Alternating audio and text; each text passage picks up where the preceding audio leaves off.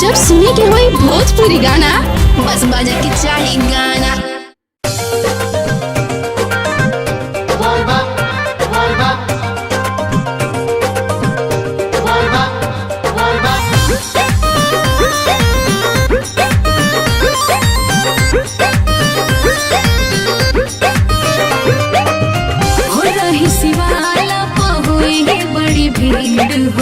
कैसे तू चिन्हवा लागल फिकीर हो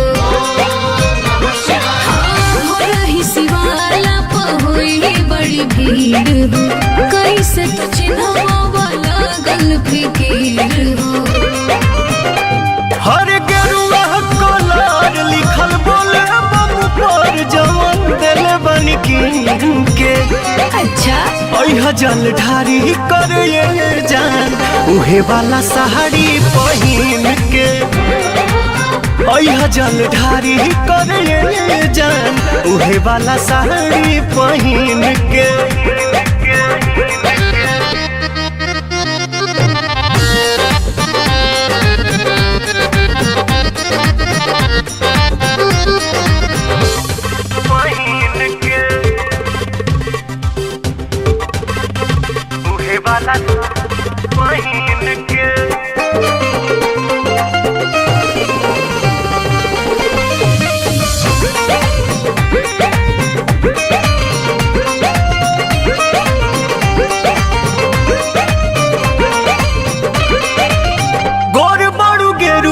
कलर तोहने खुली कहली हटी करगरी चंदन के गुली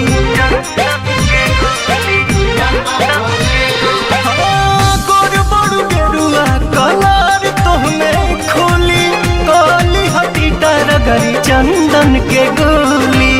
सावन महीना जब से चढ़ गइल बा भक्तिया भाव दिल में भर गइल बा।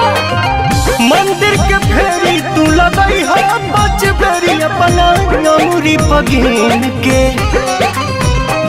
जल ढारी करे जान उहे वाला साड़ी पहिन के। अच्छा जल ढारी करे जान उहे वाला साड़ी पहिन के।